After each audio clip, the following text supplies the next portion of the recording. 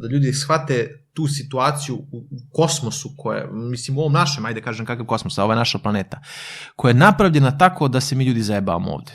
Mislim, da se igramo igre. Znači, zato se zove simulacija, zato što nije to toliko ozbiljno, to je više napravljeno da izgleda obzirom, da se mi sada, razumeš, plašimo od maksimuma zla koji može da nastane, a neće biti tako. Neće biti ni dobro, znači bit će benefita, a progres uvek ide neki progres, jer dizajnite kreatorove simulacije, dosadno sve bude isto.